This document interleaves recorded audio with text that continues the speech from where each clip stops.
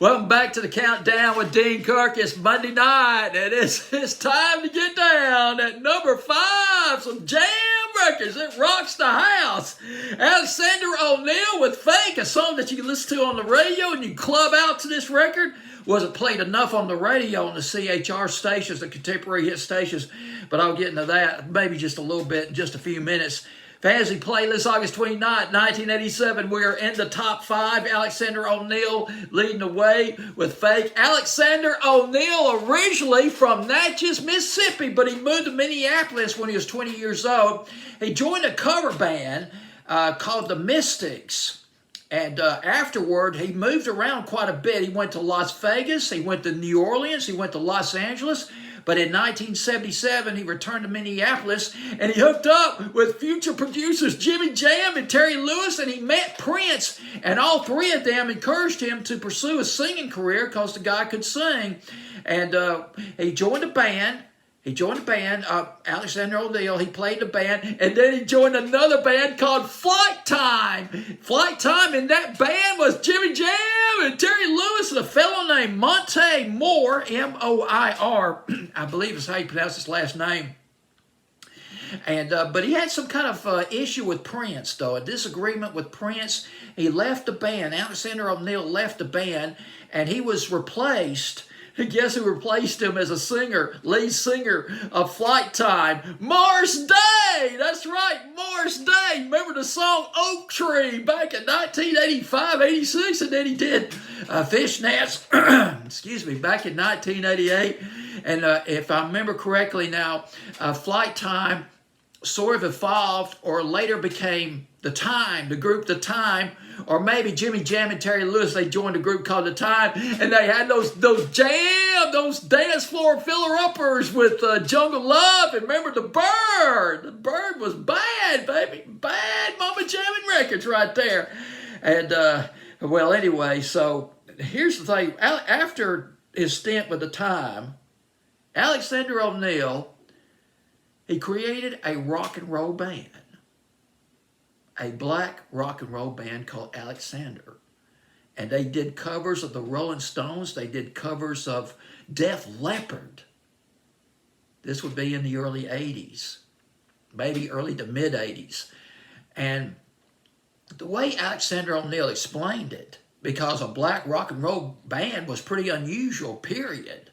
Certainly in the Twin Cities, been unusual here in the South too. In Birmingham, maybe, definitely here in Tuscaloosa.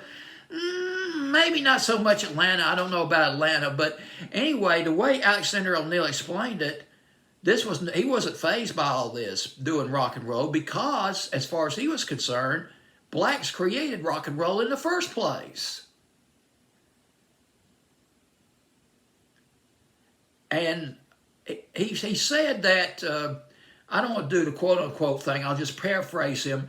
He said that the early rock and roll records was a stepped-up version of blues, was blues stepped up. Probably describing those early rock and roll records quite accurately. I'm thinking about those old Fats Domino records. I was listening to one by Do the Shimmy Shimmy by Bobby Freeman, which came out back in 1958. Listened to that earlier this afternoon, but I'm getting off course again. Let's get back into the 80s. We're in the 80s right now. And he played in a rock and roll band. But now, after the rock and roll thing he did, he made a record with an independent label in Chicago. He made a record called Playroom. It was a 12-inch single.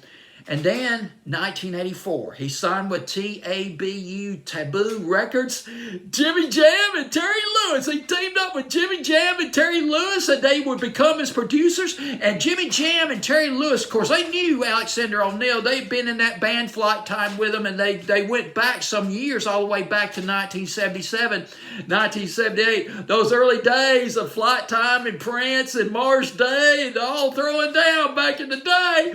And they liked working with Alexander O'Neal because Alexander O'Neal can do ballads, but he can throw down too on those fast records, those steam-rolling records, steam-rolling right across the FM airways. That's what Fake did. And speaking of Fake, oh boy, let's do a deep dive into the creation of this record real quick.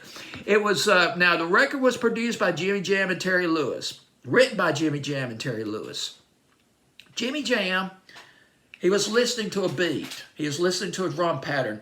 Now, there are these digital samples of drum patterns. And as Jimmy Jam explained it, you could tune up a drum pattern, you could tune it down, and you could change a chord. And when you change a chord, you come up with a different drum pattern.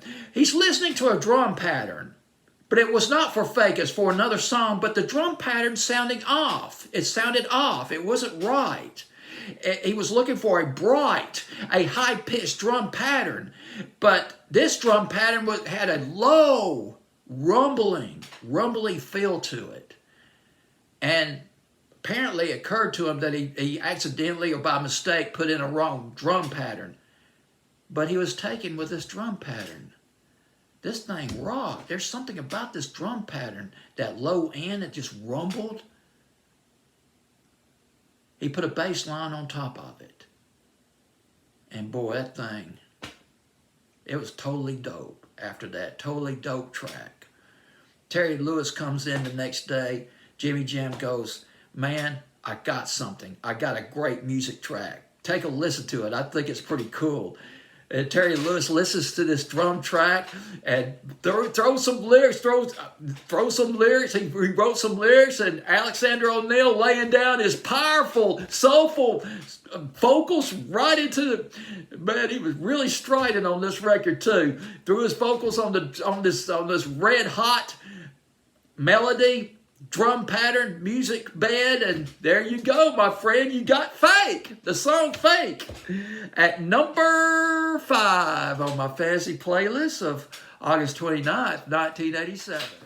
Dadgummit, I'm not done yet. I knew I forgot something. Just one thing real quick. Got to talk about the chart position of Fake. Fake was not a big hit on the pop charts. That was very unfortunate. I think a lot of the pop listeners missed out on a good dance party record.